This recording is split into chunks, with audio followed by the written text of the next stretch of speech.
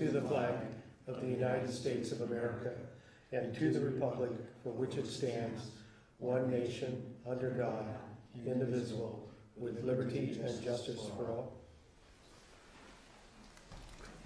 And then the next item is roll call. Yes, no problem. Committee members Larry Sweeney, Here. Gary Lauder is not here. Committee member John Ruggiero. Here. Committee member Mary Beth. Here. And then council member liaison Carrie Weiss is not present. And- That's good, it's Mike Lempress now. Oh, that's right, it's Mike Lempress, I have you here. Thank you. I'm present. And we have a new, Yeah, and I have, we're gonna introduce our new committee member, James McLaughlin. Thank you for joining us. thank you. I think you're gonna bring a lot to the process here for us. All right, and let us have our welcome. Thank you very much. Oh, I was reading from my notes. Minutes. I wanted to ask, it said public comment for items on the agenda. Is that supposed to be items not on the agenda? Well, there's no from the public anyway, so. There's no public, but I noticed it was in the minutes that way too, so we ought to probably get Jennifer to correct that. Will do. Okay. Next is approval of minutes from our January meeting. Were there any revisions or comments about the minutes? I make a motion we accept that. Second. All those in favor? Opposed? Minutes are accepted as submitted. There are no presentations tonight. Anybody want to make a presentation? So we move on to the regular agenda under old business, and I think this is mostly the Mike Kashiwagi show. So, Mike, you want to start with the status of the neighborhood traffic management plan? Sure, an update on that is, the city council authorized the solicitation of requests for proposals for Eastern consultants to do a neighborhood traffic management program. That was a result of recommendation from the Transportation Committee. The town received 4 proposals, and proposals were reviewed and were shortlisted to the top 2 proposals. And we had an interview panel consisting of Chairman Larry Sweeney, Nikki Nagaya, who is the transportation manager for the city of Menlo Park, myself, and Andy Poster. And so the 4 of us reviewed the 4 proposals. We shortlisted down to 2. We're actually interviewing the top 2 firms tomorrow afternoon. So the expectation is to identify number 1 ranked firm and then enter the negotiations. And then if all goes well, go to council in April with a recommendation for a consultant for that work. And maybe for Jim's benefit, you could briefly describe what the work is to do.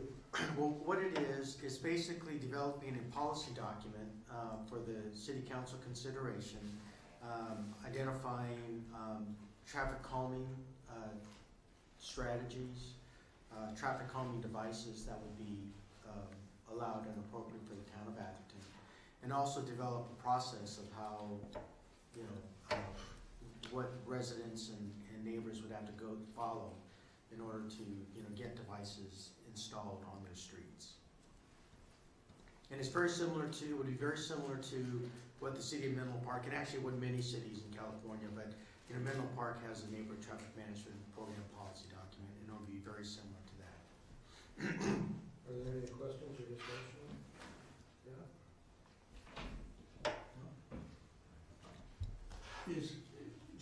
Is Caltrans participating in that study? Does it include portions of El Camino? It will not include portions of El Camino because that's not a town street. Okay, next item is status of the El Camino Real.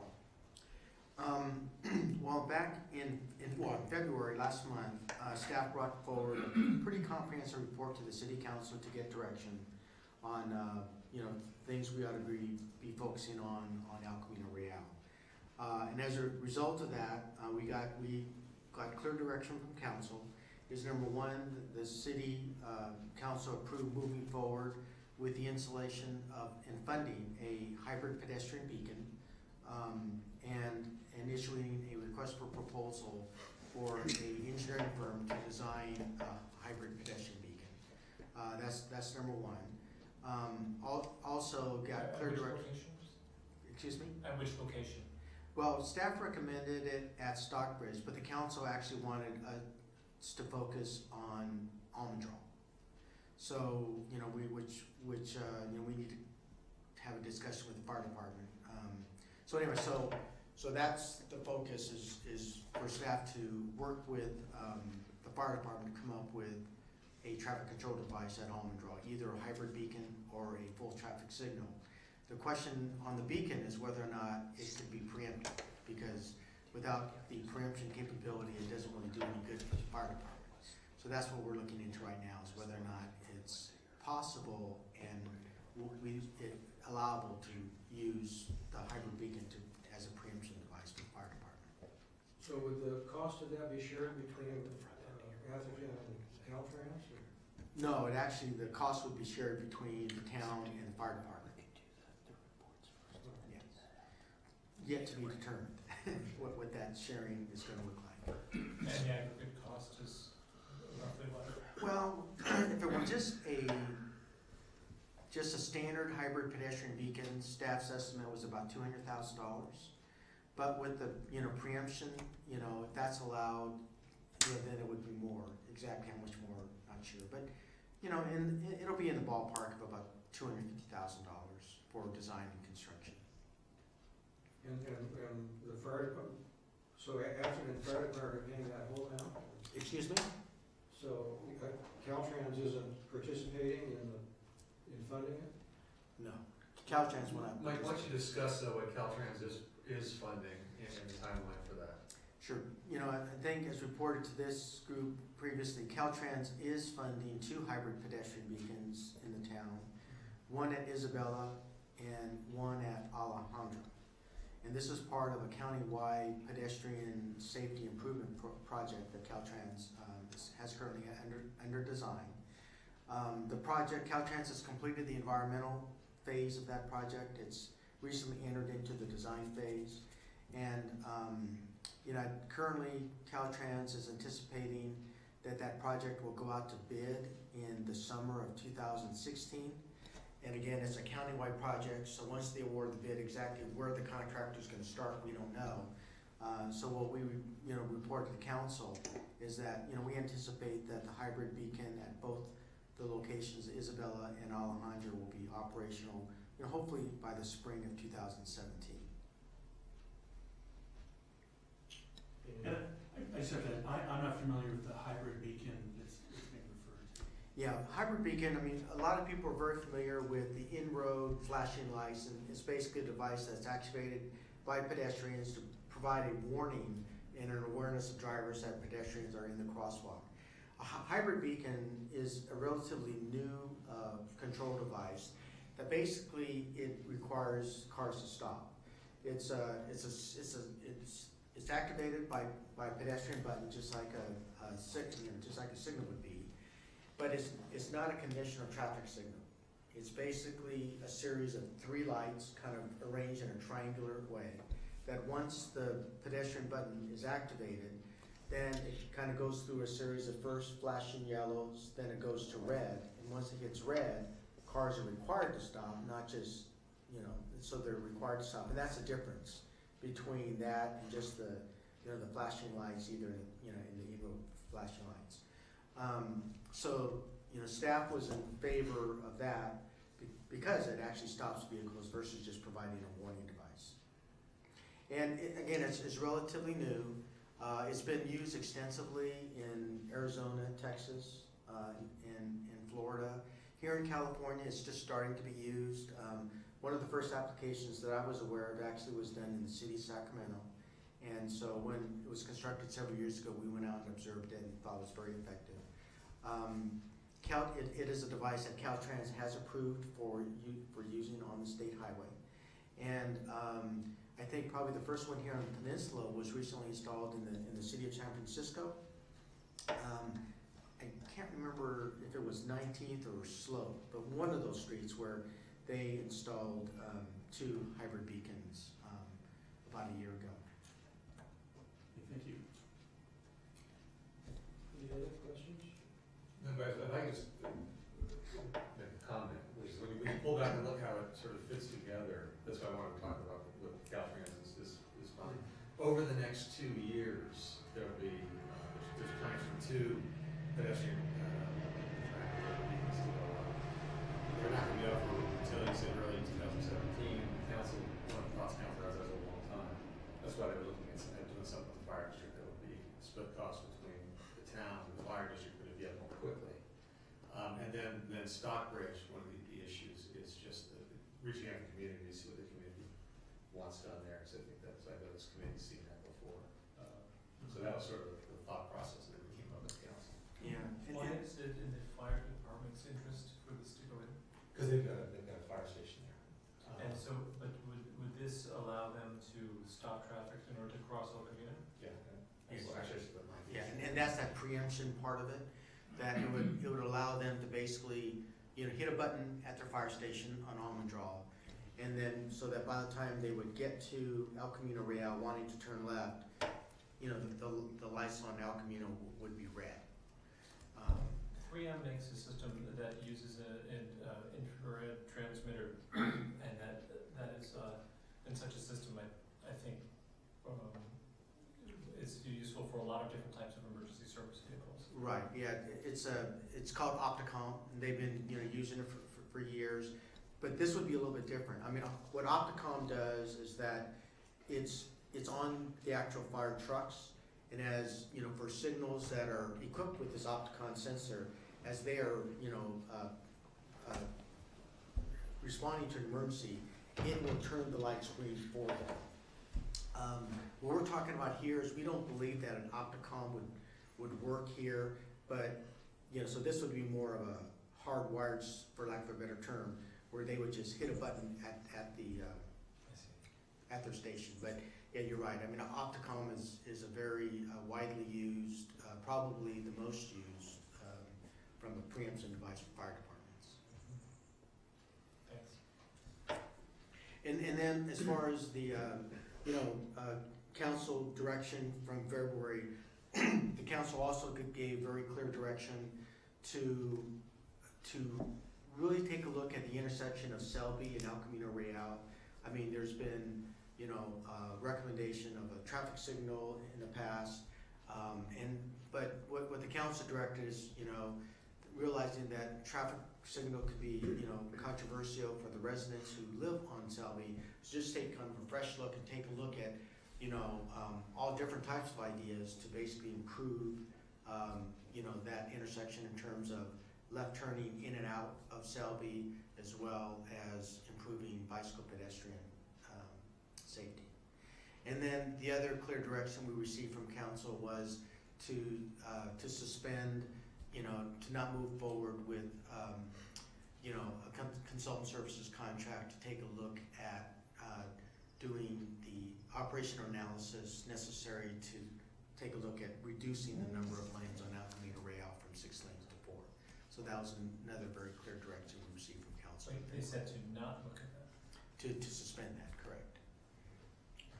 The theory being that there's a lot going on because Menlo Park's looking at it, Redwood City's looking at it, and so let's wait until we can do it in a more knowledgeable way.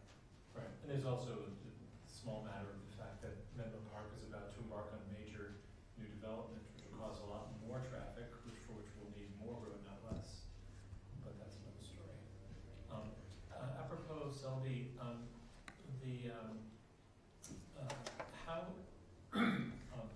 I have in a prior email or emails made a suggestion to build a turnout lane from Selby. Right now, if one is turning left from Selby to go north at El Camino,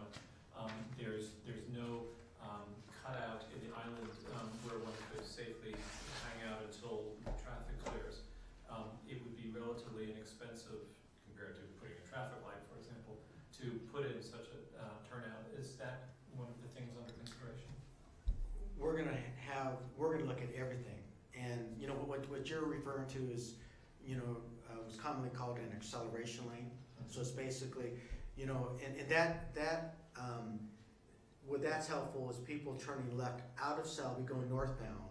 It allows them to get into the northbound direction, and then when it's safe to basically merge into traffic.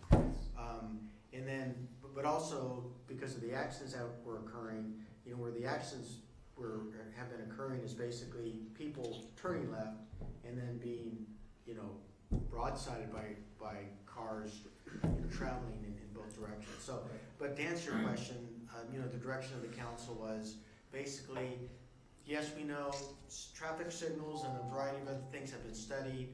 You know, what we like to do is just kind of wipe the slate clean and, you know, go out and have conversations with the community to see what their thoughts and ideas are, and then basically develop engineering solutions that would be acceptable to Caltrans, and then kind of go through kind of a narrowing and sifting through of different ideas. And as part of this analysis, we're gonna look at the many traffic accidents that have happened at that intersection to try to see, what the common thread is among them. Yes, but I think the belief is, you know, one of the common threads is just basically visibility and increasing volumes. Yeah, okay. One other related suggestion about that. When people turn left out of Selby, if people were able to turn right and then do a U-turn at Fifth Avenue, then they would have less of an incentive to turn left across traffic. But right now there's a U-turn restriction at Fifth Avenue. And it's unclear to me why that exists. And I think that perhaps if that were re-examined, then people would be less motivated to cross all that traffic. Yeah, and I think looking at that as well as U-turns in other places, even before you get to Fifth. So there, you know, again, you know, the slate, you know, we're gonna start with a clean slate, and it's gonna be kind of an iterative process of first going out and, you know, soliciting feedback and observations from people who live in that area, and then come up with then some conceptual ideas that we would then go and meet with Caltrans to see what would even be in their realm of consideration, and then with that remaining list, you know, develop to see what would really work. And then there's also the North Fair Oaks area in San Mateo County that, you know, is a real key stakeholder here too. So we've already had conversations with the county about the need to outreach to that area as well. Okay. The Sustainable Transportation Planning Grant. Yeah, and what that is it's a grant that the town submitted back on October 31st, 2014. And it's really a grant to kind of put together a planning study to create more of a complete street type plan for El Camino Real. We're still, you know, waiting to hear. We expect to actually hear, you know, probably in the next month if the town was successful in that grant. So we haven't heard that we haven't received it yet, so that's the good news. And so we'll wait and see. At this point, we're just waiting. Okay, and the Bicycle Pedestrian Master Plan? Yes, the Bicycle Pedestrian Master Plan, what that was the council also approved a request for proposal several months ago to take the Bike Ped Master Plan to the next step, which is implementation. And the implementation is to basically develop the design specifications to implement the Class 3 bike lanes, and then also to do a conceptual review of, you know, some of the design barriers that currently exist to implement the Class 2s and the Class 1 bike lanes. So that request for proposal was issued. We received 3 proposals for that, and we actually then we shortlisted down to the top 2.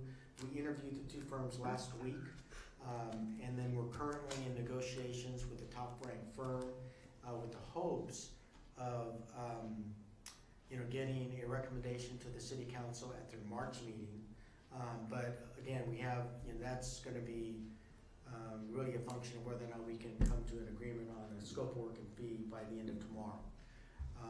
The selection committee for that project, there was two representatives from the town, myself and Andy Poster, and then Ellen Barton, who's works with CCAG and San Mateo County as her kind of the bikeway sustainability coordinator.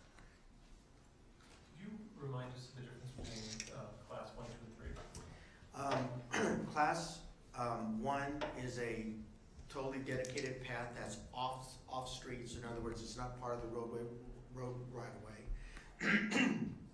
A class 2 is basically where the bicyclists share the road with the cars, but the bicyclists have their own lane. So it's physically striped, so that they know and the drivers know that they have a dedicated lane for bicyclists.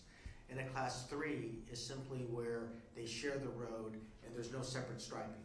It's basically signed and somehow delineated that this is a class 3 bikeway, but it's not. But for class 3, the bikes do not have their own designated lane as they do for a class 2. Thank you. Any other questions on the road business? I noticed some other people came in, and I don't know if you were here for an item on the agenda or whether you wanted to. We went through public comments because there wasn't any public hearing. We were delayed based on sitter schedules. So we were here for the public comment part, but we kind of missed it. We wanted to talk briefly about something on Middlefield and James. Okay, well, why don't we do that? I guess we don't have a microphone. But we can hear you. We can hear you, that's fine. Is it all right if I do it from here? Yeah. All right, so, Well, it might help if you stand up. hi, this is Gina and I'm Andrew Preston. We live on 95 Heather Drive in Acton. So this is a suggestion based on the officers that helped us out with an accident we had on coming out of James Street at Lindenwood onto Middlefield. And they thought, well, some interesting suggestions and issues, and they expressed that historically there have been some problems on the Linden Gate coming out on the Middlefield and the James Gate sometimes also. In our particular case, it was evening rush hour and the traffic backs up on Middlefield going towards Marsh. And there's a keep clear box, kind of the old box like in New York, that's in front of each of those two intersections. But the way we understand it now, California law, is that the keep clear box is meaningless. It's kind of a suggestion. So that if you come out into a keep clear box because the traffic to the right is stopped, the person coming down the road can hit you at their leisure. Because it's a stop sign for you and there's no stop sign for them. It's just a suggestion to keep it clear. So we came out and got hit, and it was a rainy night, but still the keep clear box wasn't kind of useful for any particular purpose. In fact, in some respects, it's a little misleading to anybody because you think you have some kind of clearance or guidance or protection coming out into it and stop traffic. So the suggestion was to come and talk about that because the real way to get out of Lindenwood, most people come out either the Linden Gate or the James Gate on the Middlefield. At normal times of the day, it's not terrible to get in and out. There's the trees kind of blocking you, but you can manage to cut across. In rush hour in the morning and rush hour in the evening, two things happen. First of all, it gets jammed up, and some people, again, don't necessarily clear the box. And because of that, it's a kind of, you're at your own risk coming out. If you're coming out into it in the evening and you're blocked, the traffic going south may or may not see you. You may not see them because you're kind of inching your way out. Likewise, in the morning and in the evening after school, the kids on bikes come down James and they have to make a left to go down to Encinal. And so they're forced pretty much to drive their bikes against traffic, which I understand from a bicycling perspective is kind of against the rules, but there's no way for them to cross traffic at James at any time. So they sort of illegally or not appropriately go south on the northbound lane of Middlefield to get down to Encinal where there's a traffic light and a crossing guard. So again, from our perspective, both the Lindenwood Gate and the James Gate, it's just, you're at a crapshoot getting out of there, both at rush hours mostly, because people are coming all over the place. I mean, I take our kids to Oakland in the morning. So every morning I traverse that at just before Encinal opens for business, because Encinal opens a little earlier. And it's, you take your life in your hands, and there's kids on bikes too, and they're taking their lives in their hands to a certain extent also. The suggestion, again, I understand that in listening to the officers and the captain called and the lieutenant called, and kind of gave us the lay of the road, no pun intended, with all this, and all the grants and all the things and everything else that goes with it. So I'll just make what I thought was a reasonably inexpensive concept and suggestion, being that there'd be a kind of a flashing light or some kind of approach there. So at rush hour, when it's backed up, you could actually stop traffic. I can appreciate not wanting to put a stoplight on Middlefield because the county doesn't want another stop sign or another traffic light to impede traffic. But in rush hour, it's dead stopped anyway. There's no legal obligation without some kind of a signal for the northbound lane at evening rush hour or the southbound lane in morning rush hour to stop and let you out. And if you're in bumper-to-bumper traffic anyway, putting up a signal that says stop and let these people officially get in and out would be helpful for a whole bunch of reasons. And it would also allow the kids to be able, with a light or some kind of a signal on that level, or even if there was a button for them to press so they could get across and it could stop for them, to get across the street to get to school.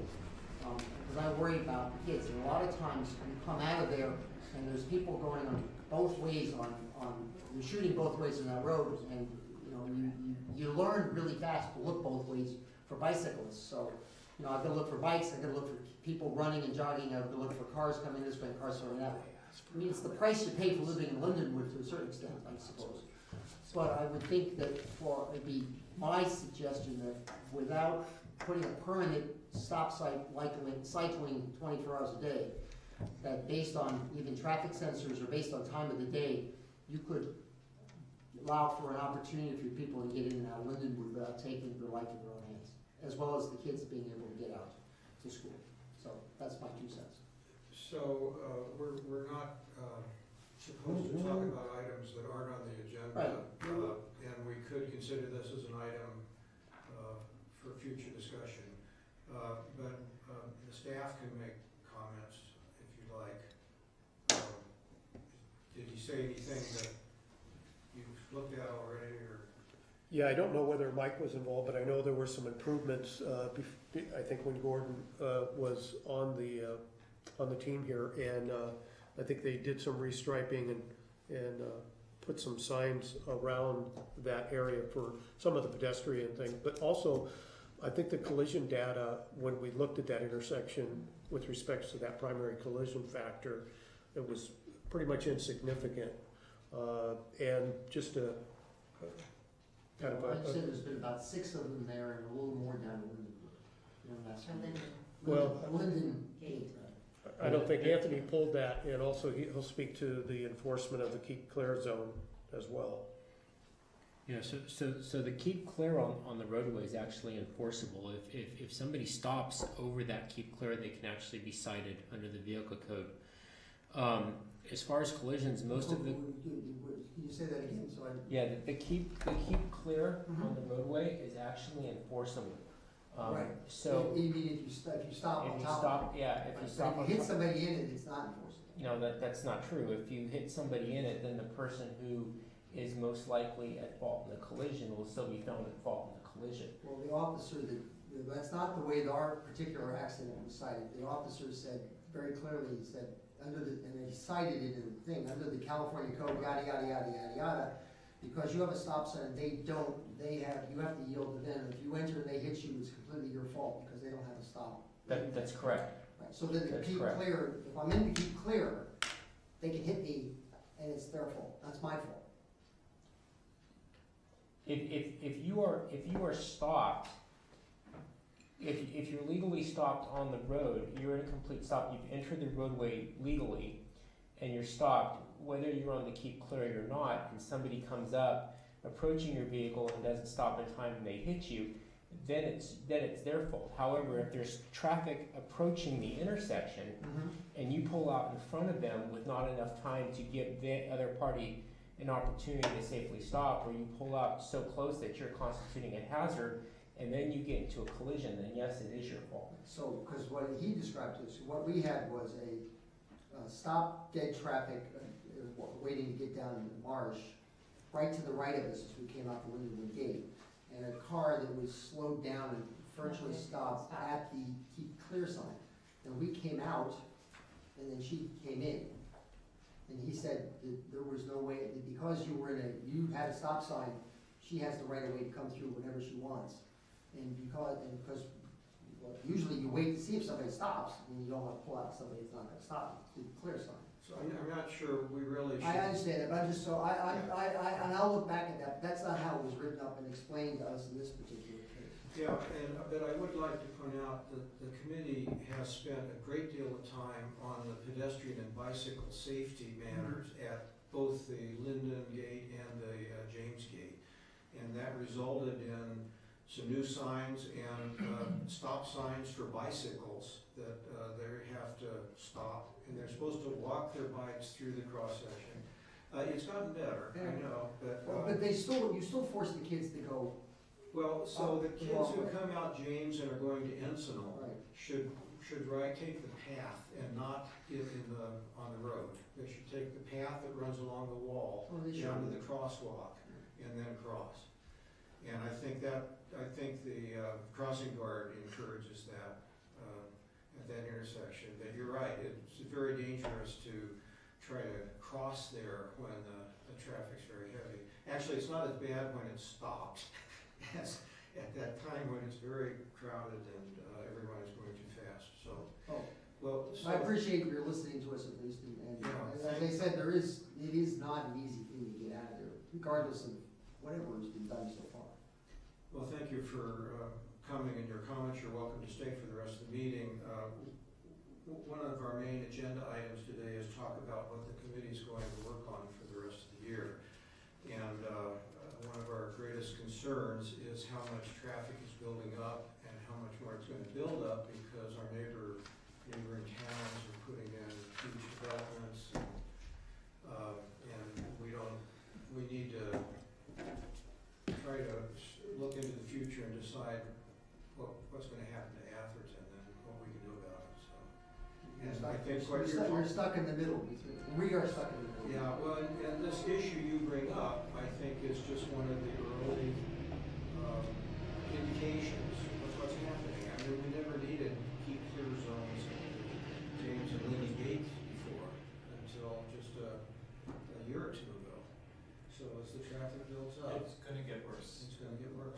There's, with all the development in Menlo Park. And Redwood City. Yeah, although, but I think that, I think that traffic, the urban city traffic probably mostly gets there via the side road.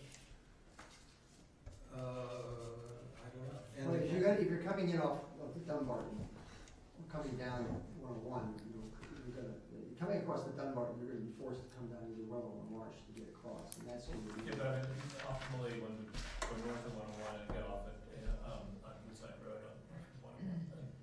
Well, Woodside Road is one of the roads you can't get off on at certain times of day. Yeah, that's right, exactly. If I was coming in certain rush hour traffic, I wouldn't wanna come up Woodside Road, I'd come down, get Marsh and come around.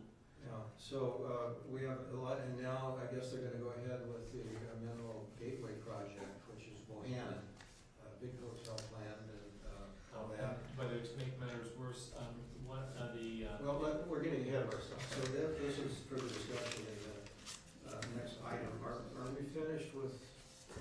I just have one thing to add. This is associated with the status of the bicycle pedestrian master plan. The one thing I wanted to also share with the committee is at the March council meeting, there will also be a report from staff recommending formation of a new council appointing committee, which would be the Bicycle Pedestrian Advisory Committee. And this is, really as a result of the now adopted Bike Ped Master Plan. And one of the reasons also is that in order to more successfully compete for grant funding, is one of the requirements is to have a bicycle pedestrian, committee as part of the town. So that's one of the drivers for the recommendation.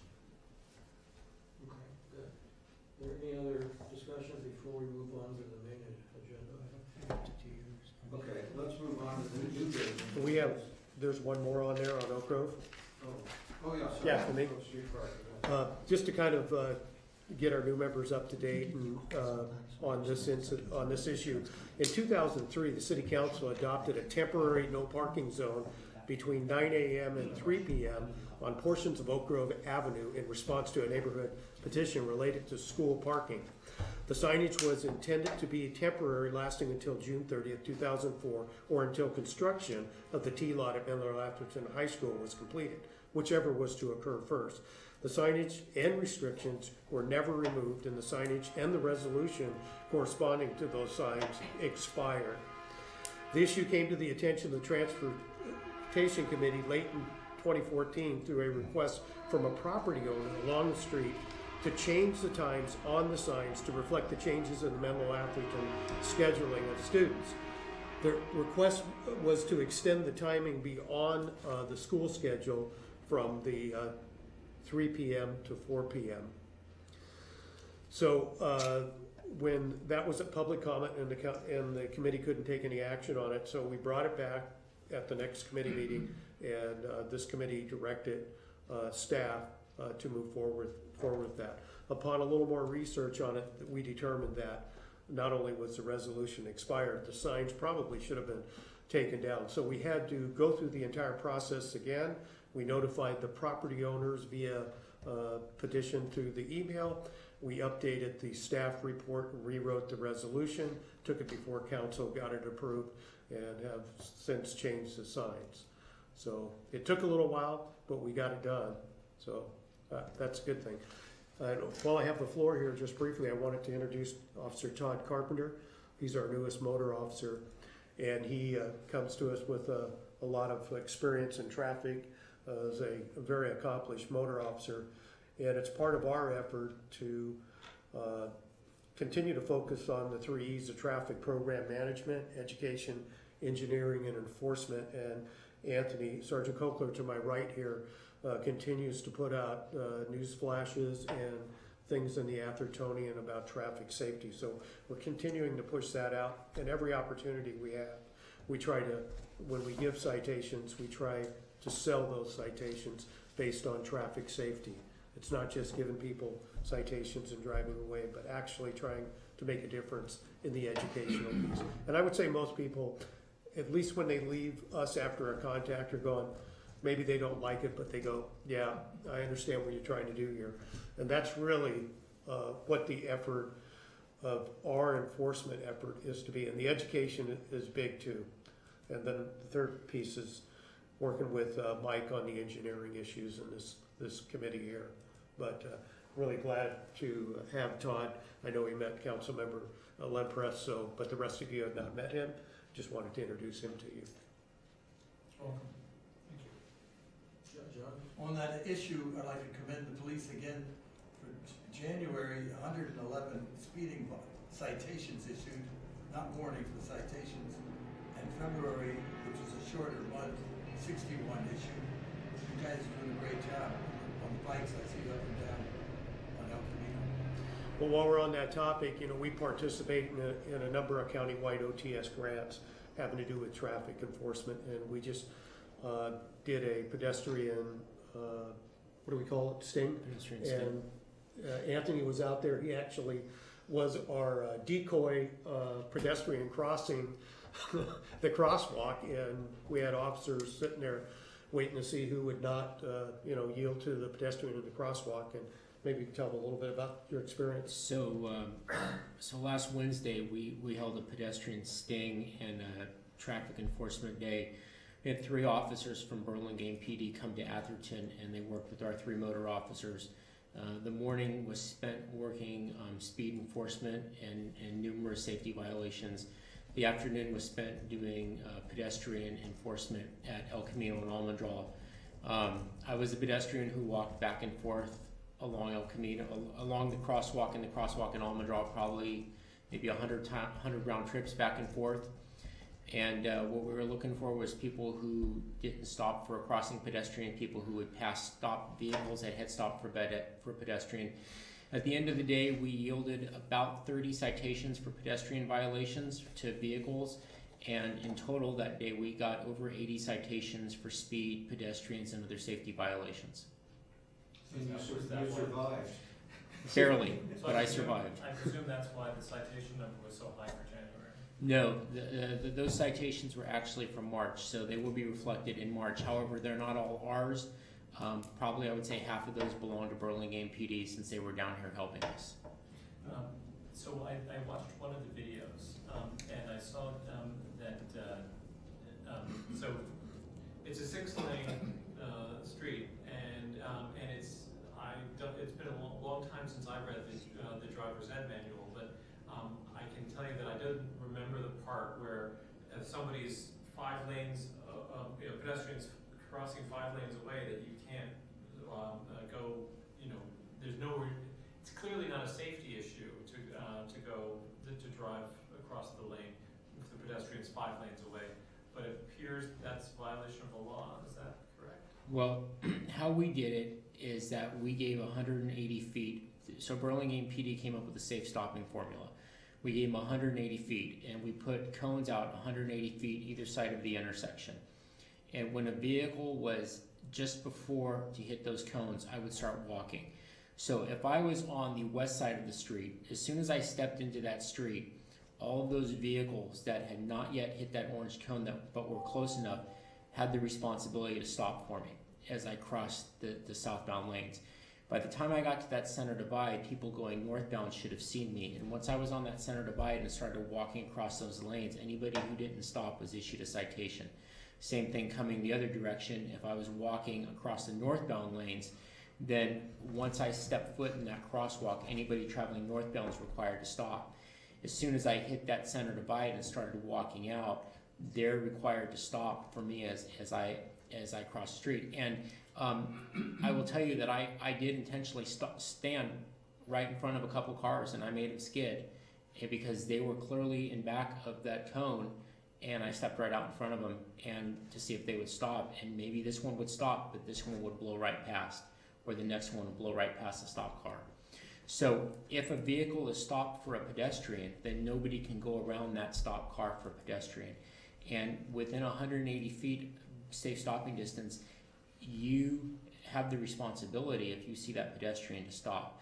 The pedestrian has the right of way at that point. It's not to say that a pedestrian can't just jump out in front of a moving car. I mean, if a car is close enough to be a hazard, a pedestrian can't just jump out and expect it to stop. A pedestrian's got to, fend for his own safety too, but if there's plenty of distance to stop, the car has to yield to the pedestrian. Okay, so basically, if once you're on the center island, then and if you're proceeding, whatever direction you're proceeding, everyone's got to stop. They need to stop. Okay, One of the great issues, of course, is visibility. If it's a truck that's stopped, they may not be able to see the pedestrians. So they can't go around it. Yeah. Sergeant, were you exaggerating? You said about 100. What I heard you say, the way I translated that, is there were about 30 tickets given for people who were acting unsafe throughout President's Crossing. Was it 30 out of literally 100? Were you just throwing that number out, or was that about the right number of how many times you would cross the street? No, I probably crossed the street. I probably made about 100 round trips. So you think about 1 out of 3 or so resulted in a. Right, and on some of those trips, there were 2 or 3 cars stopped. So it just depended on who was around and what happened. And if I can point out, I saw the video, you were wearing, as I recall, really bright colors. I was. The day was absolutely not a cloud in the sky. I mean, you never get a better visibility situation. I had a fluorescent safety vest on, and I was clearly able to be seen. What percentage of the drivers were distracted by phones or texting? A couple of them were. I do remember there was one driver who was traveling northbound, and I was crossing eastbound. And as I got to the center divide, I started crossing, and he's in the number 2 lane on El Camino. The cars in front of him start to stop. He starts to skid to a stop, realizes he's going to hit the car in front of him. He quickly moves to the number 3 lane, at which time he looks at me and starts yelling while he's got a cell phone in his hand.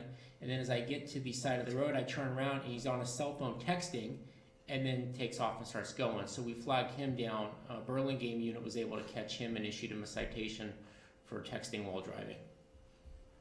But I think was there only one citation given for cell phone use? I know at least one, there may have been a couple more. Also, just for clarity on the rules regarding that, if one is stopped at a traffic light, one is still not allowed to, use one's, Correct. If you wanna use a cell phone, you need to pull to the side of the road and stop. Also, does it matter which app one is in? I mean, because, for example, one can fiddle with the dial of the radio, and pausing a song, or something like that, is that? You can't have a portable electronic device in your hand while you're driving. It's gotta be If completely it's mounted hands-free. if it's mounted to the dash, then, That's fine, if it's mounted. Just not in your hand while you're driving. how about sitting on one's leg? I mean, this is the authority. What is the ticket phone in one hand, One ticket in judge the other? ruled that a person who was actually using the navigation feature, mapping on his iPhone in his hand, that wasn't a violation. But I think that was one judge's opinion as opposed to. Yeah, you're not even supposed to be doing that. You're not even allowed to do that. Yeah. So, well, thank you for risking You're your welcome. life for this new why don't we move on to the next item?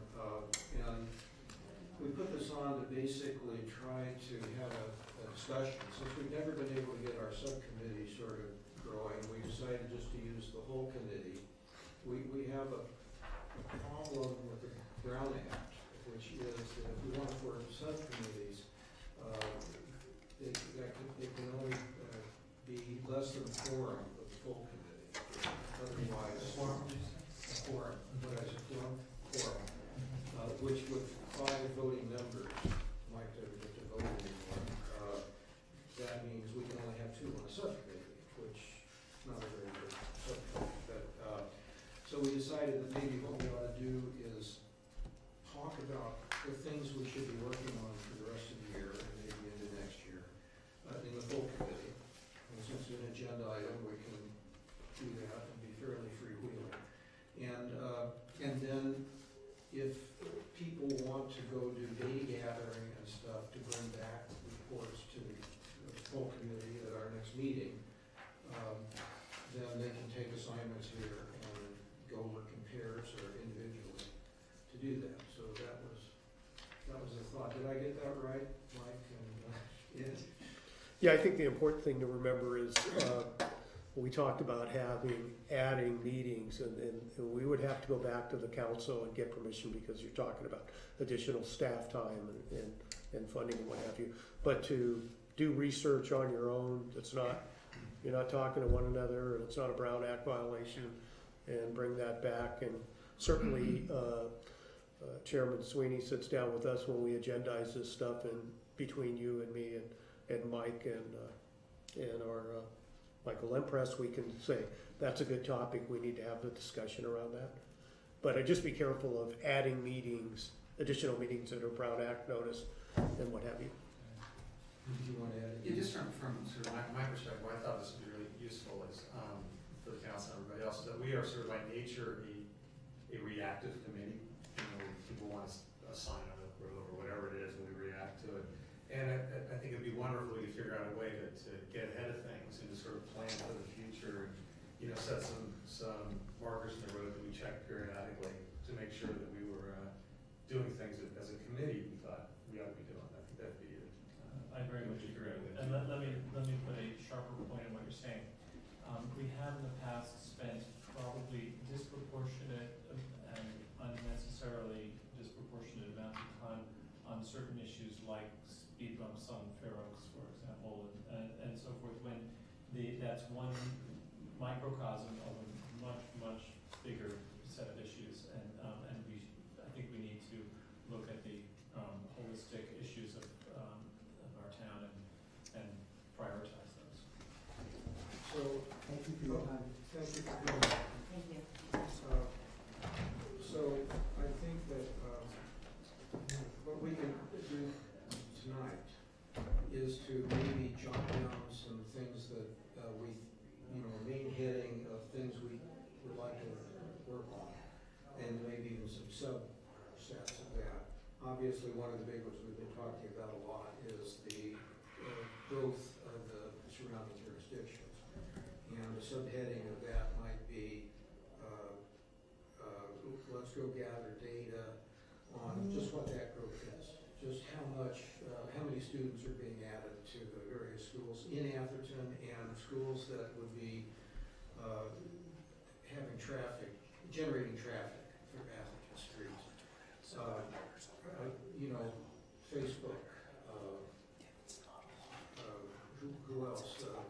The Menlo Gateway Project, the things that, even though we talk about Menlo Park, but even Palo Alto is doing a lot of things along El Camino that is probably going to generate more traffic, and get a feeling for the quantity of that. Now, I don't think we have the ability as a committee to make projections as to what that means. But one of the things I think we talked about was to have, if the committee can formulate the questions, then we can maybe recommend to council that staff be given the budget to put out an RFP to get experts come in to try to answer these questions and estimate the impact. Is that fair? I would say, keep in mind some of the things that Mike just talked about that are in the work that may address some of the things that, select committee members might come up with. And obviously, we don't want to, start down a path that duplicates something that's already in the works or may conflict with something in the master plan for bike and pedestrian. Just keep that in mind when we're working through some of those things we want to focus on. And then, of course, at the end of the day, it's going to come down to funding and what are the priorities of the council would most likely be, and we certainly could make recommendations. But at the end of the day, Councilmember Lempress and the City Council will certainly have to make some decisions on from a cost-benefit analysis, where the town wants to spend a finite number of dollars and where we're going to get the best bang for our buck. So that's always going to be the thing that I believe that the councils will have to struggle with. And I don't know, Councilmember Lempress, if you want to weigh in on that a little bit, go ahead. No, I think we need to. I think the responsibility of this committee is to raise these issues and to. I know that the council would welcome some thoughtful feedback about what ways to address it. I think we as a community, not just this committee, but the community's been dealing with these issues for the future. Well, I think it is important for the community to also understand that I think we're going to get a lot of useful tools out of this neighborhood traffic management plan study, because they'll look at the various streets and the cut-through routes and the amount of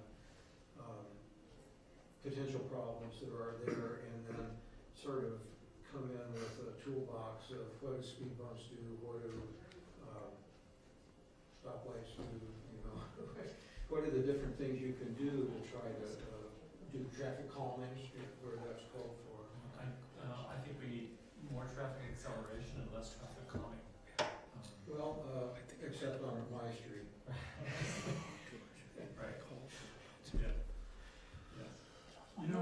Initially when they instituted the rail committee, we had the transportation committee. The rail committee was not an official action committee. It was brought in a couple of years ago. Technically, this committee should have had it. Of course, it's a big issue, but it could have been enlarged by this committee at that time to more people and more members and so on. It's basically one of our major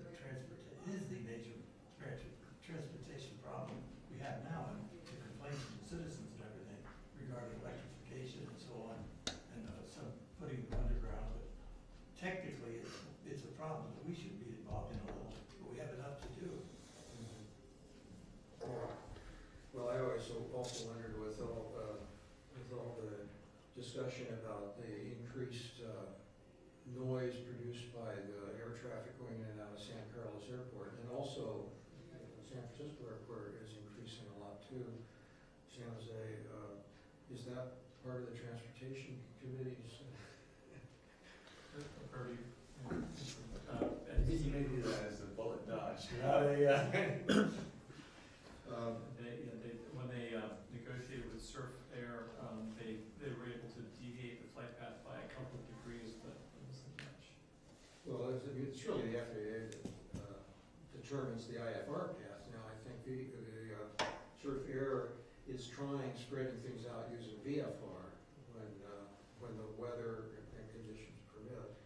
I think tilt, but on the other hand, they've doubled the number of flights, so now they're punishing way more people, but it's not all being focused on that.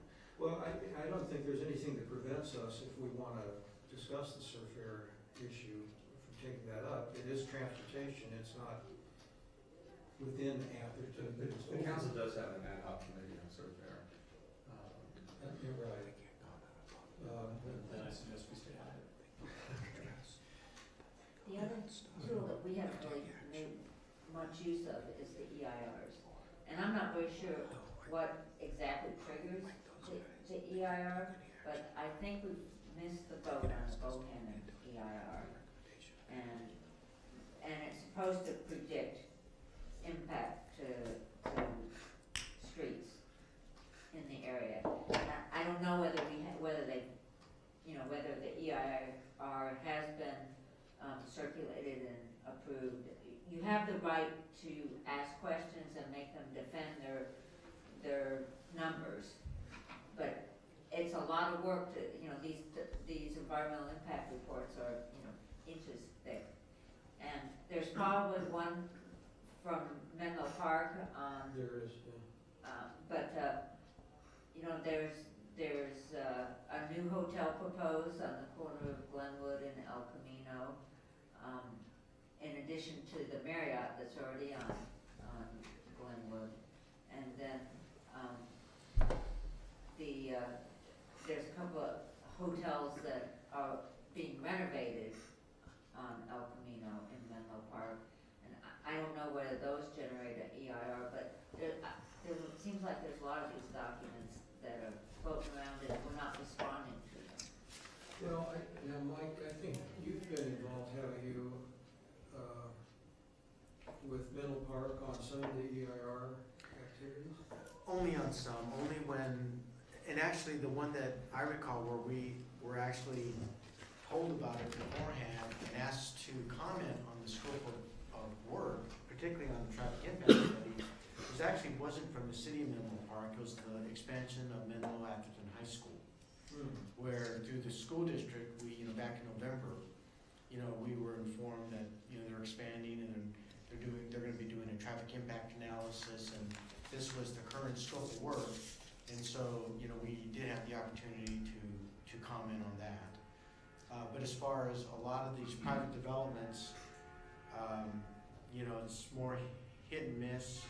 And a lot of times too, from a staff standpoint, if there's really no direct, impact, the staff really doesn't review it.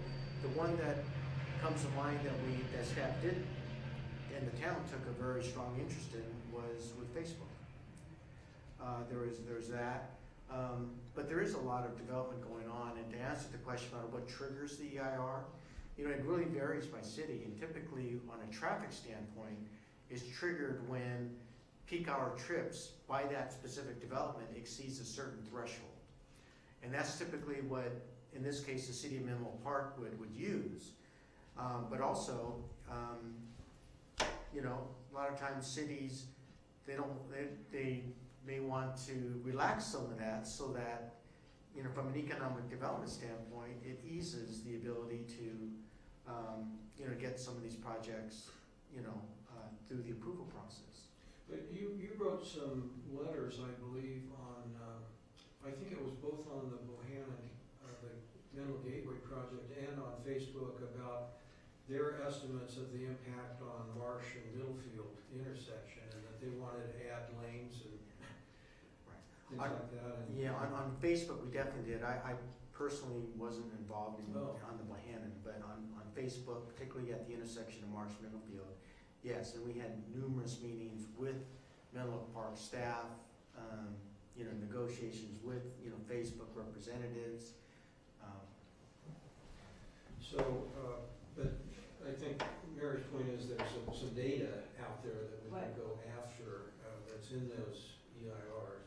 But, now that the Gateway project has changed, I think, significantly from the original concept, I don't know whether they have to redo the EIR or not. I mean, the size of the hotel is significantly greater. Yeah, can we put pressure on Menlo Park to, to demand the updated EIR? Well, I think one of the key things that we need to do, in light of the fact that there's a lot of development going on in Menlo Park, and Menlo Park should be, and perhaps is, assessing those developments for the costs of upgrading the infrastructure around them. I forget what exactly it's called, but I think it's there are some kind of development fees that are assessed by the town to help compensate the town for adding additional infrastructure to serve with these developments. Since much of the traffic that will be going to these developments is actually going to be going through our town, and we should be doing things to mitigate that traffic, we should be entitled to some of those monies. And so this is also a discussion that should occur. Now, I don't know how exactly we extract that. Perhaps we can put in a toll on Marsh Road, but it is the case that they are charging some of these fees, and we should be entitled to some of that. And there are ways in which we could smooth the flow for everybody, including people going to and from Menlo Park and Stanford. So, and there's an image that was created, I don't know what the source was, that shows basically it's a visualization of the traffic intensity on all the roads in the Bay Area. And one thing that's clear is that you can see that much of the traffic that is going to and from Menlo Park and Stanford area actually goes down Marsh Road, and Goes. down Marsh Road. And Willow not so much, surprisingly. And then by the apropos of the what I mentioned before about Willow, the Caltrans is going to be replacing the Cloverleaf Willow Road and 101 with a partial Cloverleaf, similar to what we have on Marsh Road, at the Marsh Road intersection of 101. I don't know about all of your experience, but I found that the transition from a Cloverleaf to the partial Cloverleaf resulted in a degrading of service and worsening the traffic jams to use that intersection, and so I'm not sure about the impact on traffic throughput, but it's a lot safer now than it was before. What they're doing on the freeways in a lot of places, they're adding a lane which disappears at every interchange and starts again. It's really designed for getting on and off the freeway, and wherever they do that, it gets a lot safer. Right, but in lieu of that, they're going to replace the Cloverleaf with a similar structure with traffic lights. So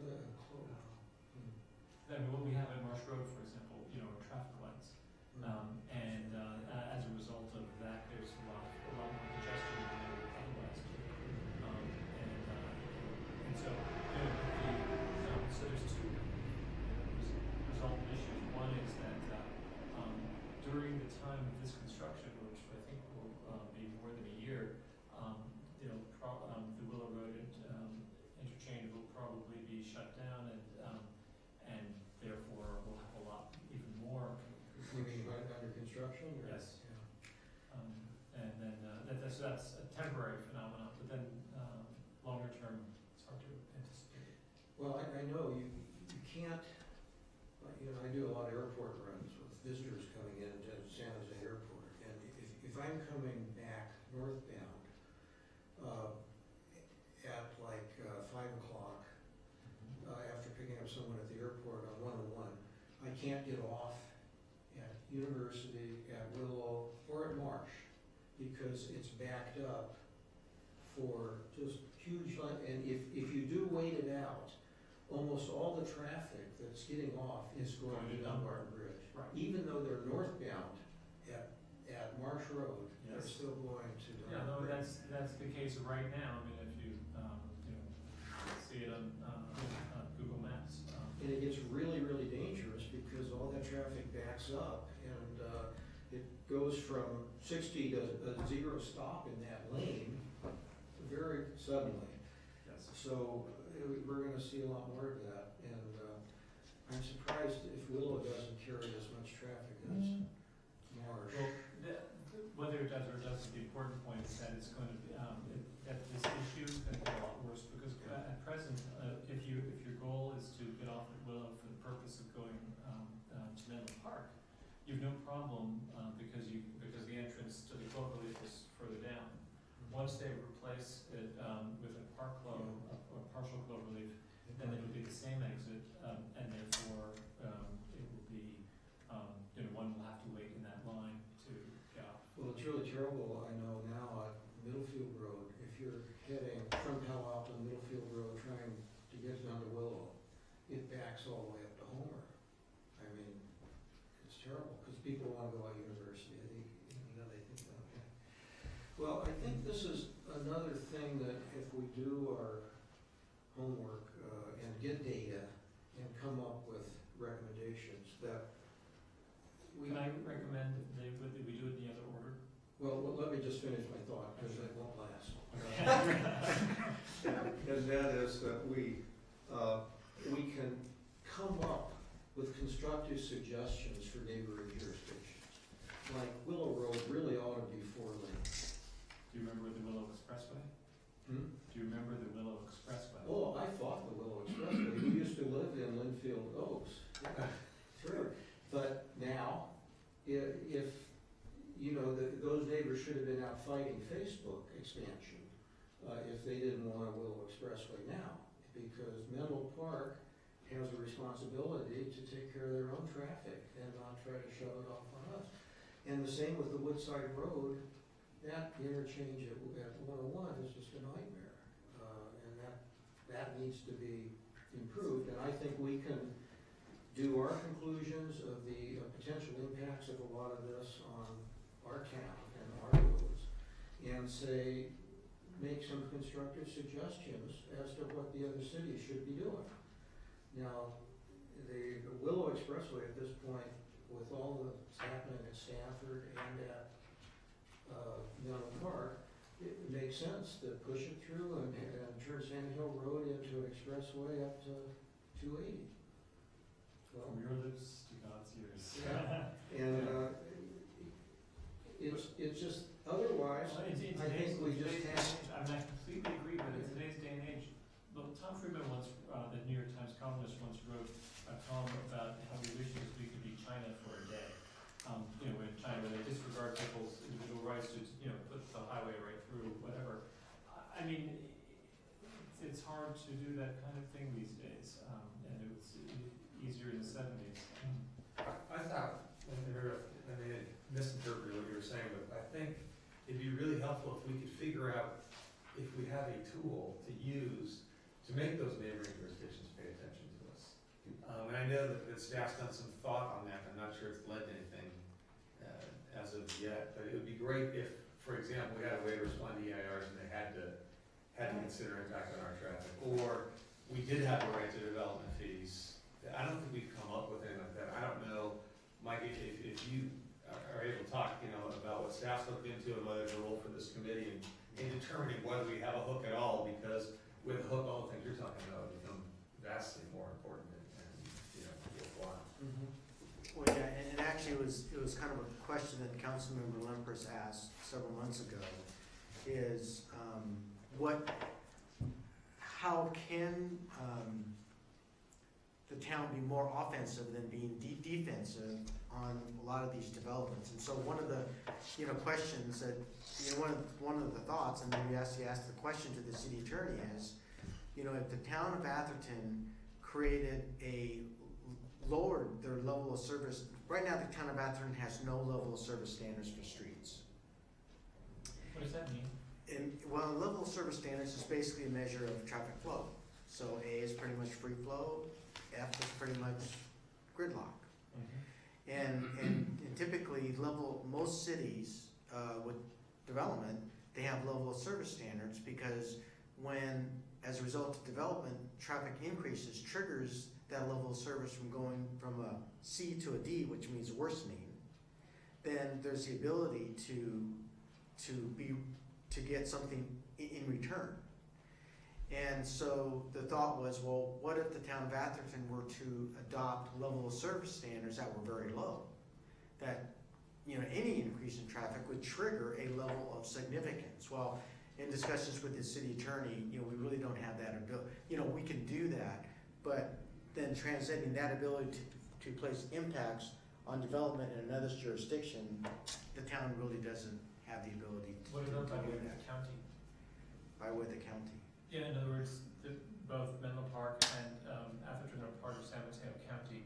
Is there a way that the county can, That's all. That's all. When you hear the term local control and why cities incorporate from counties, that's the whole reason. Is that so the cities have the ability to basically create their own loop. and so, to summarize, so we have effectively no legal recourse for traffic imposed on us by other adjacent Yeah, cities. but that would be kind of an interesting question from this committee to ask for the city attorney to respond to. What are the legal courses? If other cities have development impact fees, does the city have any right to any of that money? And I think what we learned from Facebook is the answer is no. The compensation, the small compensation that the town of Atherton got is basically, they weren't required to do it. They Threw us a bone. pardon? They threw us a bone. Yes. And so, I guess the question is, are there strategies and are there things that the town can do that has teeth as opposed to just being a nuisance? Challenging every EIR. I mean, that's kind of a nuisance, and it's going to cost a lot of money, and it doesn't impact anything. Another thing, as I just listening to all of you speak, think about outcomes. Outcomes of, you don't want increased traffic, and you're concerned about safety being, compromised. So it's one thing to say, boy, with all this new development, we're going to get a bunch of traffic. Well, intuitively that's true, but another thing that the town does not have is a program to actually do traffic counts so that you can quantitatively show that traffic has increased. So if, for instance, the committee were to, one of the initiatives was to, identify a traffic count program so that the town can quantitatively demonstrate over the years that traffic has increased. Same thing with traffic safety, that there are, cities that are, that through existing software that's out there is more sophisticated in accident analysis. And to, for this committee to champion, the town, purchasing that type of software so that, again, instead of saying accidents gotten worse, well, quantitatively be able to say it's gotten worse and this is how, and this is where. Again, by doing all this, I don't know that it gives you any more legal teeth, but at least be able to speak with quantitative facts as opposed to just, emotion, which is typically what you hear from most people. Are there any kind of road use fees that we can apply? Only if you can show some sort of impact, which is very difficult to do, to to meet the legal tests. But again, that could be, you know, kind of in a white paper, so to speak, you know, from a legal standpoint. Because it all gets back to, you know, what the town legally can do. Well, if you think about it logically, if somebody put up a huge development in Menlo Park or in Redwood City, but right on the Atherton border, it just intuitively feels like there ought to be some consideration given to Atherton for the impact on that. And you look at the Bohannon developers, and that's pretty darn close to our town.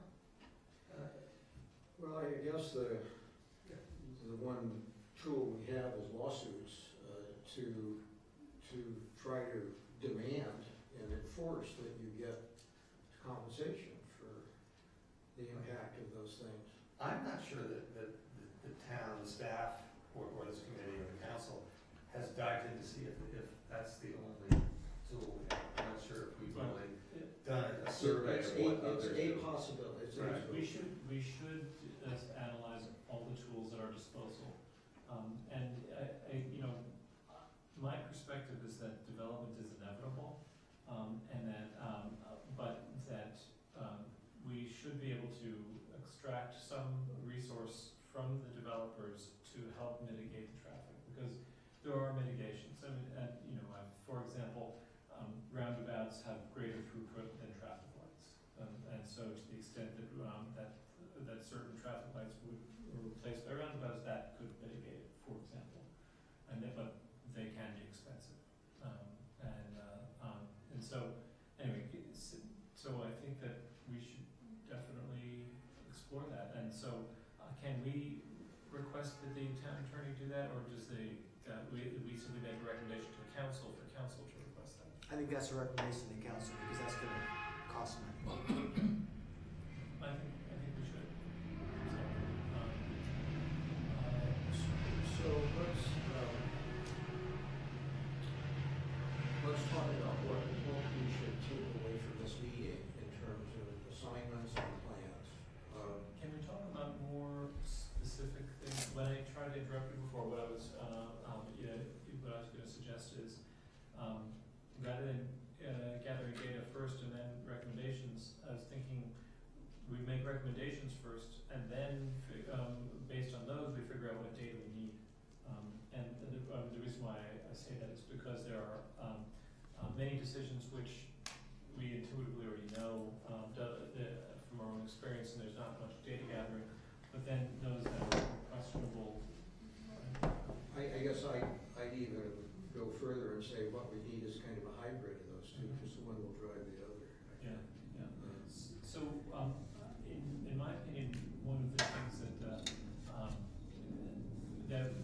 the things we ought to prioritize are those that don't cost that much and improve people's lives materially. And my favorite example of that is by repainting some of the lines on the road, we can improve traffic flows in some places. And that's at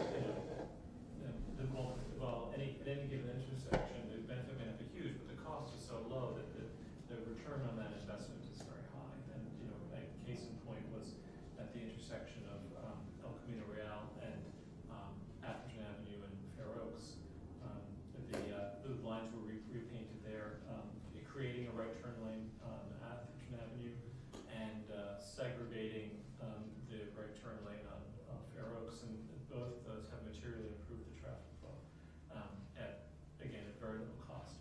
There's this, I believe that many of our intersections have a similar issue. For example, most of the roads that are not signalized leading onto Valparaiso, every morning as people are leaving their homes to go out to get onto Valparaiso at Emily and Elena Avenue, for example, there's usually a long backup, and a lot of those are for people who are waiting to turn left, because when you're turning left, you have to wait for traffic to be clear in both directions.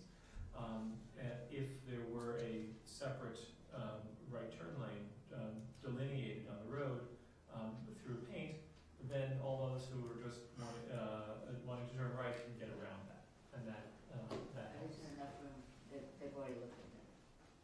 With the planning commission, at those two intersections,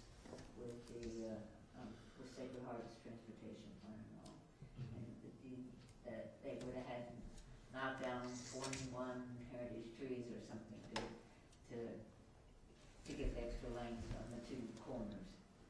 And, that wasn't gonna happen. So, what they did do was implement some, a lot of buses and stuff like that, and the schools have reduced their transportation, requirements considerably with the busing, but they can't, there isn't room for the 2 lanes. I see. Interesting. Okay.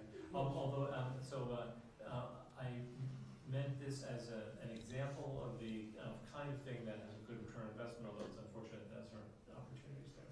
I would call it, I think it's a very good idea, go after some low-hanging fruit, that things that we could do by restriping, by maybe minimal widening of roads, maybe adding left turn lanes, right turn lanes in places where the fact that we don't have them is causing issues, flow issues, as well as safety issues, but things that wouldn't mean we had to take some of the people's property or anything like that. That shouldn't be off the table, but it No, just but I'm needs to be saying justified. that those are the things if you try to take someone's property, it takes a lot longer, so, things that we could do rather quickly. In one intersection, I went twice today through it, we discussed ad infinitum, is the Stockbridge, leaving Stockbridge to the Alameda north or south.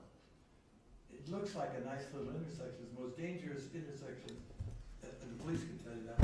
When you come up from Atherton to try and turn right even going north, it's almost a real danger, and to go south, it's almost impossible. And we discussed that further. It's a configuration of the streets, what it is, and as Gary said, to take some of the property in the area, pieces of the personal property might be available, but we discussed that intersection so much.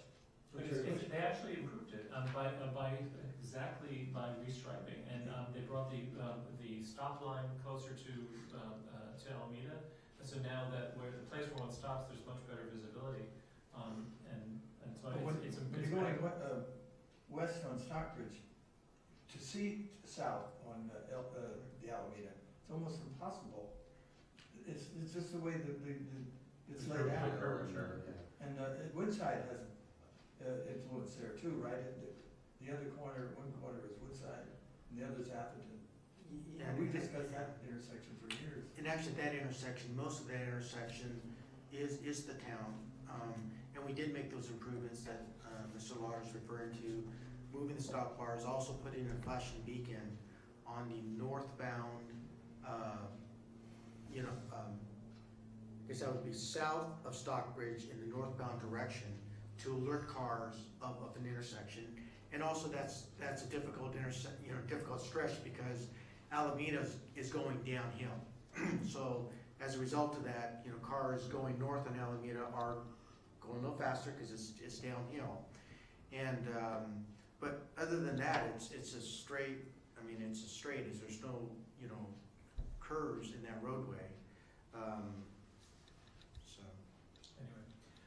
So just in terms of the principles of what types of things we should be focusing on. So I think that ideally the way we should rank things is by measuring the aggregate time savings. Assuming that we're not talking about a safety issue, the time savings how we prioritize. So applying value to people's time and multiplying that with the number of the amount of time we save people would be a good way to prioritize. And then that's for measuring the benefit, and obviously the cost is the cost, and the cost benefit is what should matter in terms of how we prioritize. And that would obviously be best to focus on those things with the best cost benefit first. I don't know if anybody is taking notes. I'm not very good at taking notes, but I think there are some good ideas being thrown out. Another thing I think we could look at is I don't think Atherton is very well served at all by public transportation. There aren't buses running all around. I'm really impressed by what Stanford is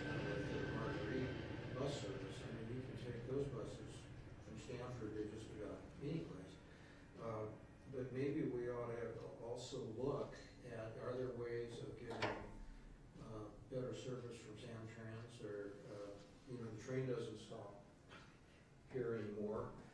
Is Well, that, if they had it, would people use it? well, that's a question, but I think probably some would, probably more people would ride the train if a bus ran by, you know, their shuttle ran by their house in the morning that would go take them to the train station. Stanford sort of made it happen by just not allowing anyone to park on campus. In fact, we probably don't have that option. So what I guess I would suggest is, hopefully you get some flavor of the concerns and things we're worried about. What I suggest now, in order that we move along, is that each of you put down ideas of what you think we as a committee can tackle, talk about in terms of both gathering data on what's happening to our environment, as well as coming up with things that might help, but we don't have the data to know whether they would or not, and that would give us some means of gathering the data. And submit those to, to Jennifer, or if we would have... We could look at those, give them to Jennifer. We can look at those when we do our agenda setting and see what the commonalities are, and bring those back and have further discussion that's one way to do it. And then I think I would also suggest that, you know, I'll go on, but everybody should go on and try to find data on what these projects really are now. Do they have EIRs? And then find the links to, and maybe even start forming a library of the EIRs online that we can all look at. I'm somewhat familiar with some of the traffic impact studies associated with the Stanford development on the former car dealerships, and some of the intersections there are going to be going to a service level of F as a result of that, but that didn't dissuade the Menlo Park Council. Well, so if you know where those documents are, so maybe we can get them kind of in our assemblage, and then maybe assign people to give us summaries of what that really is. Although the impacts that I'm referring to are within Menlo Park, they didn't study the impact up here. Oh, okay. And I guess finding out what the level of service we have for public transportation now would be interesting. I expect it's about 0. I think that there's a bus that runs up and down El Camino Real that I believe stops at least once in It does, and it's dangerous. Well, there Because is, you have to cross the, you know, you gotta cross if you're going to the other side of El Camino, if you get dropped off. so maybe, does anybody want to look up the bus routes for Essex? Ryan, that is readily available. What's the question? What is it? So can we see the bus routes, and can we discuss them here, and can we talk about if we added more, would, you know, if we had one that ran up and down Atherton Avenue, for example, would that do anything? Now, I think the people on that avenue could go crazy. Yeah, I mean, look, one of the sad facts of development in post-automobile is that by and large, most people that come and go from here have an automobile or access to one.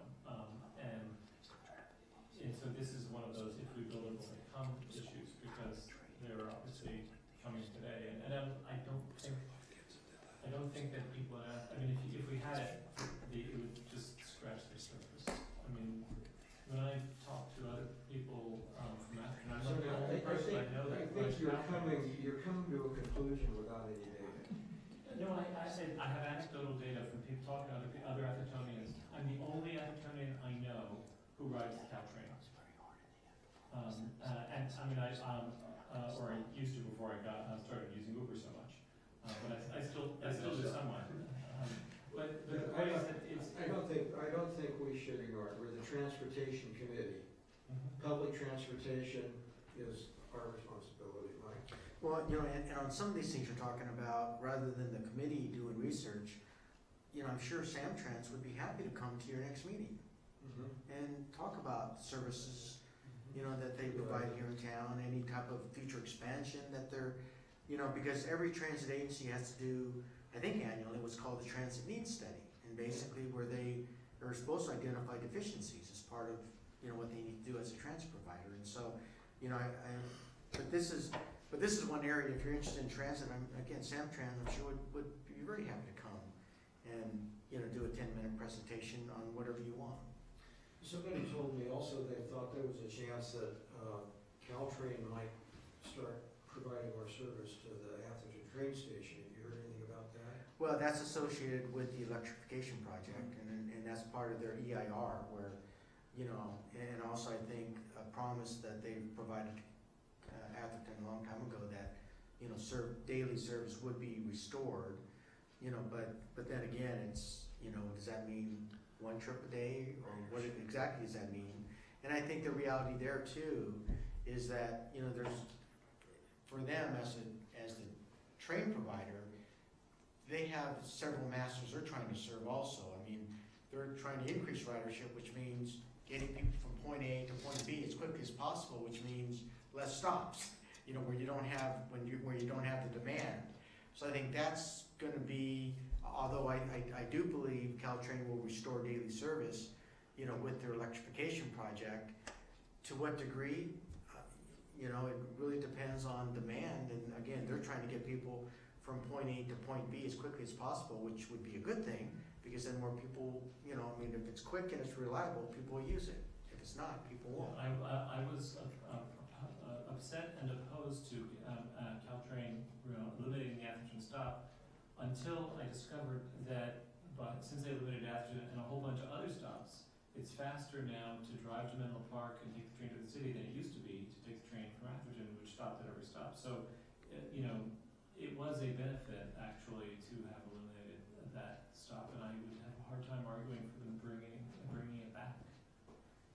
So yeah, so some discussions we've had with Caltrain is, you know, it's not so much about increasing stops, it's about increasing access.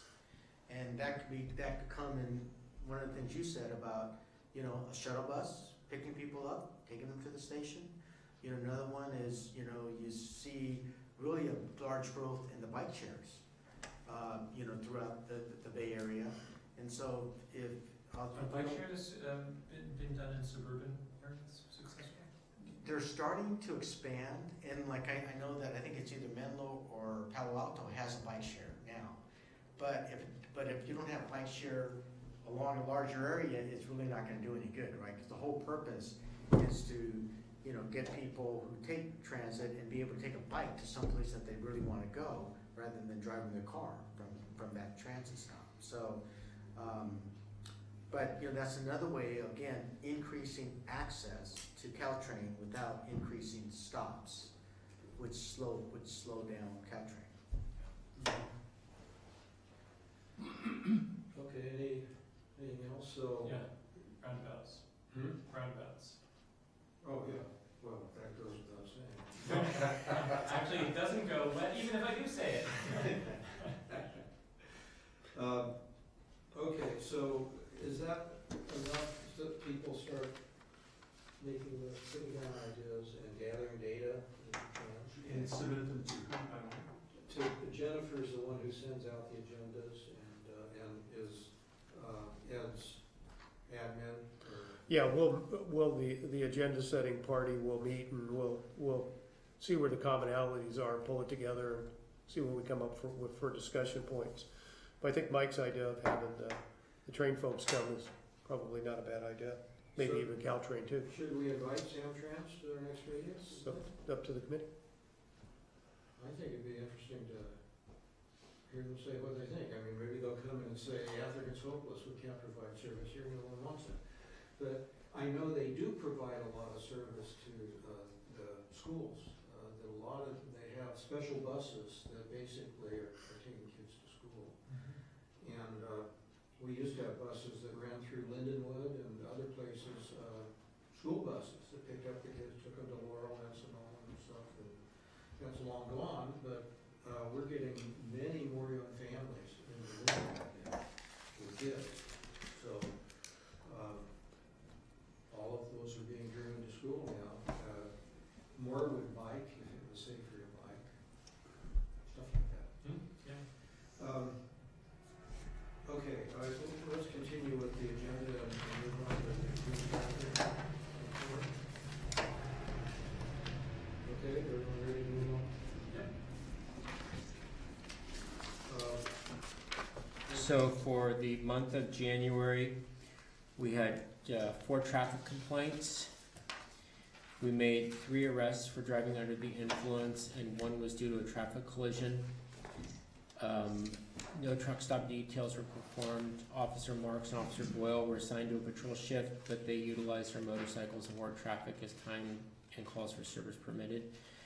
We had 10 collisions. 4 involved injuries. 1 was a hit and run, and 1 was caused by somebody who was driving under the influence. And we had 382 total traffic contacts for January. For February, So, but I wanted to ask you, on some of the incidents you described, like on number 9, it was a DUI hit and run. Does that mean you actually caught the, yes, it was a hit and run, but he didn't get away? They didn't run fast enough. Yeah. correct. We, yeah, that he was actually, he was located sleeping inside of his car in somebody's driveway. Okay, good. For February, we had no traffic complaints. We made 3 arrests for driving under the influence. Again, 1 was due to a traffic collision. No truck stop details. Officer Marks and Officer Boyle assigned to patrol but used their motorcycles. We had 12 collisions in February. 2 involved injuries, 5 were hit and runs, and 1 was caused by somebody who was driving under the influence. And for February, we had 279 total traffic contacts. So, January looked like a pretty rough month. Do you have any reason why it was that? Rough in terms of, Were there many more accidents, incidents? you mean February? No, even January. Yeah, there have been, the past couple of months, there have been a lot of collisions in town. And I don't know why. There's been a lot more hit and runs. There's been a couple, well, there's been 1 DUI collision each month. But yeah, you're right, January and February, there were a good number of collisions. You know, it wasn't weather, I don't think. No. Any questions or comments? Sir, do you track Atherton residents versus non-Atherton residents just as a data point? No. No. We are looking at, this group here is looking at a software data program for traffic management. I know that Jim's heard of it, called Crossroads. I've had it in many other departments I've worked in. We just don't have a software system capable of doing the kinds of things, crunching numbers, answering those kinds of questions. I know Gary in particular has asked, and I think the chair as well has asked, hey, can we break this stuff down differently and manipulate the data? And not only will Crossroads be able to do that, it will interface with our RIM system, which is our, report management system that we have internally. And we could also talk to other agencies that have Crossroads.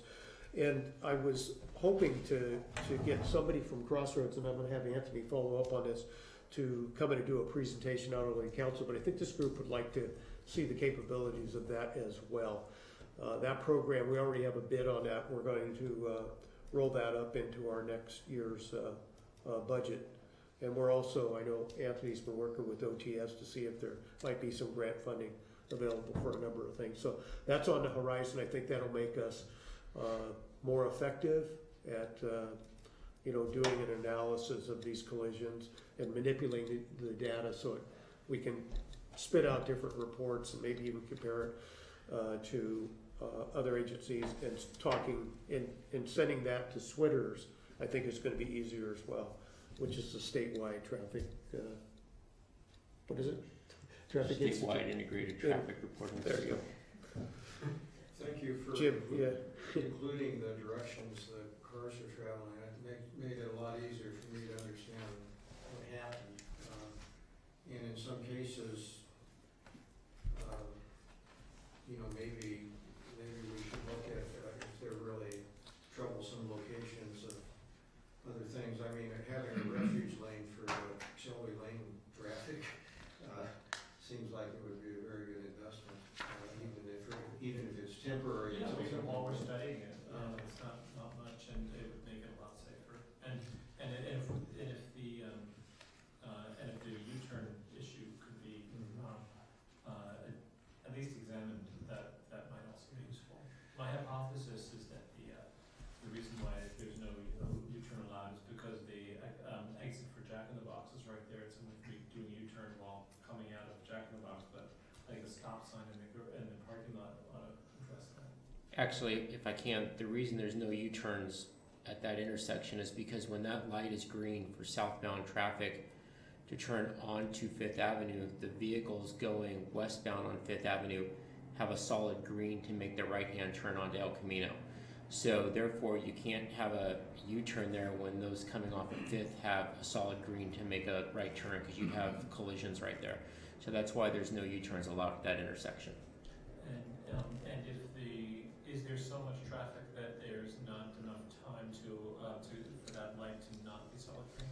There's a lot of traffic coming off of Fifth on a northbound El Camino, and if they didn't have that extended green light, the traffic would probably back up all the way down to Glendale, if not to the railroad tracks. That's why they've got that solid green. Yeah, okay. Well, frankly, if turning left off Salvia to El Camino was safer, that would be less of an issue. So it was mainly meant to alleviate that issue. So that makes sense. It makes sense to keep it as it is. Any other items? Before we wrap? Yeah. Yeah, I do have something I just want to be aware of. It's not, actually, it's not a discussion, but I want to let you know there's a noted public meeting coming up on the 16th. I don't know if people are aware of that, which I'm looking up. It's the cities of San Mateo, Menlo Park, Palo Alto, and Atherton are meeting in Homer Park to hear from Jeff Tumlin. He's with Nelson Nygaard, an inspirational speaker and international expert on state-of-the-art street design. And he's to talk about innovative, healthy street design options in San Mateo County. I know the council, we noted it, so the council can go and attend it. From what I hear, it's very impressive, and we talk about some out-of-the-box stuff, hopefully, that we Yeah. can learn from. So that's the 16th from 6 to 8 p.m. at Homer Park. I think I already have the update. Yeah, I got it. Said Jenny earlier. Yeah. And also, there's an earthquake preparedness thing on the 26th, I believe, which people should probably work out. It's not transportation, but it could impact transportation. Yeah, that's from 6 to 9. Anything else? Anyone want to make a motion to adjourn? Just, we have a deadline for submitting items to agenda. It would be good to do it within the next 3 or 4 weeks, because then we'll have an agenda meeting. The chief and Mike and I get together, set the agenda for the following meeting. So if you could have it The earlier the better, the but earlier, the yeah, better. absolutely. No later than, like a month from now, or 4 weeks? Yeah, I'd say 4 weeks. If you can get it to us in 4 weeks, we should be. Should Jennifer be the sole recipient?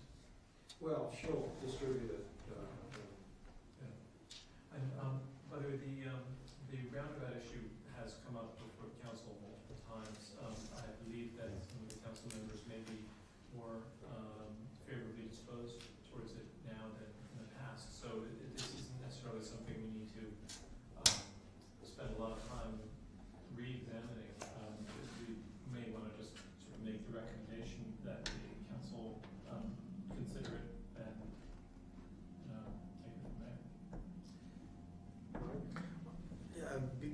council's considered, I think it was at a specific location.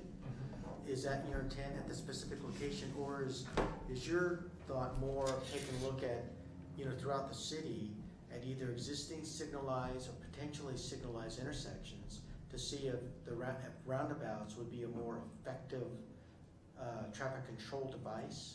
So, Because that's a different question. you're right. When I brought it up in the long-term planning issue, it was the latter. However, my thought process on this is that if we're going to do it anywhere, then we ought to make sure that the first place we do it is a place where it's most likely to succeed. And I believe that the intersection of Atherton Avenue and Alameda is the place in Atherton where it's most likely to have a very beneficial impact, and very little adverse impact. And so that is why I've recommended that location. I expect once we do it and it succeeds there, then people will be amenable to doing it elsewhere. And so, but I think that we know enough about roundabouts generally and that intersection specifically that it's warranted. So as I recall, the original recommendation that went from the committee to the council many years ago was to allocate funds and authorize staff to have an RFP of a consultant who would look at the viability of that location and roundabout. Yes. And I believe the discussion, and this probably goes back 2 or 3 years, the discussion at the council at that time, it was really more of a funding priority kind of discussion as opposed to anything else. So. So what would we need to bring it before the council again? A request from this committee, and then, and then with that, the city manager. Can we pass a motion now, as it wasn't on our agenda? I would be in favor of putting that in the group of things, and then bringing it back on our next agenda to include roundabouts, and then maybe have a discussion about the roundabout. And then we could have that notice, because we probably shouldn't be voting on something like that when it hasn't been agendized and people won't have the ability to make some public comment. But I think we're on the right track if we want to sit down and flush out some of the brainstorming that's gone on with the individuals on the committee here, and look at the commonalities and low-hanging fruit, and put together an agenda that looks like we could address. And I know that the roundabouts has been something that's been brought up before, and maybe it's time that we take a closer look at that and move it forward and see if the council has an interest in. Okay, so you're saying put it on the next meeting Yes. agenda? Because we have those other things that we're looking at, Yeah. and then this committee can evaluate those and make some decisions about directions we want to go with, whatever's on that list. So most importantly, this would give the opportunity for public comment and so. Okay. Anything else? Now can I have a motion to adjourn? Aye. Second? We're adjourned.